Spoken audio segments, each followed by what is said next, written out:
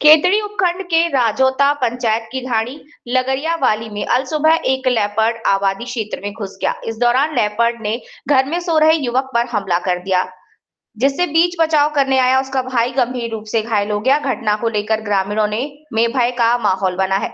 जानकारी के अनुसार लगरिया की ढाणी निवासी गोकुल चंद 40 वर्ष पुत्र जमुना राम ने बताया कि उनके गांव में रात के समय बिजली विभाग द्वारा लाइट की कटौती की जाती है।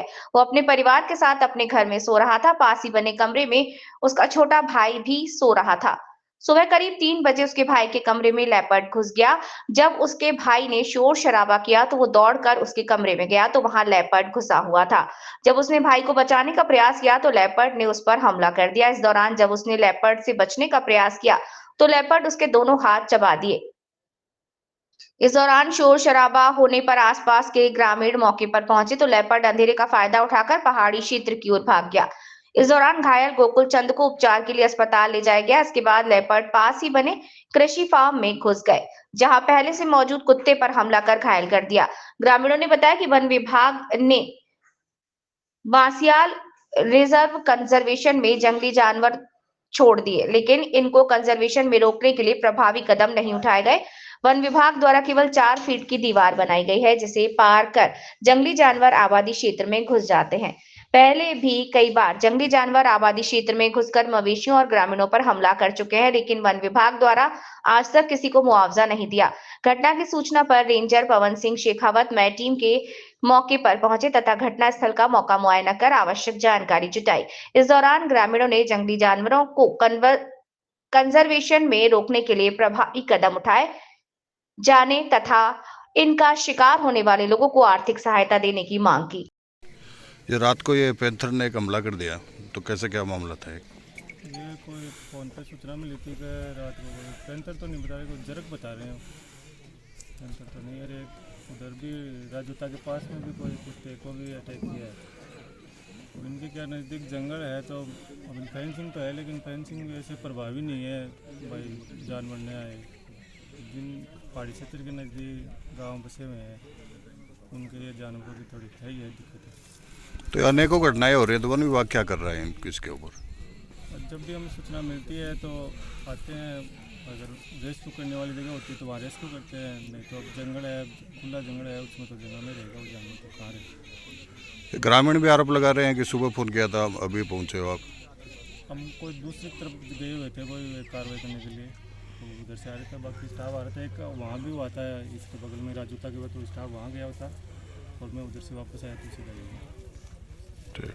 को पैंथर ने हमला किया, कैसे क्या घटना हुई थी? ये साहब रात का 3 बजे ये मकान में लबाश तो वो कमाड़े जानवर आकर पड़ गो पकड़ पाए कोशिश गई, वो रिजाइट नहीं पूछो।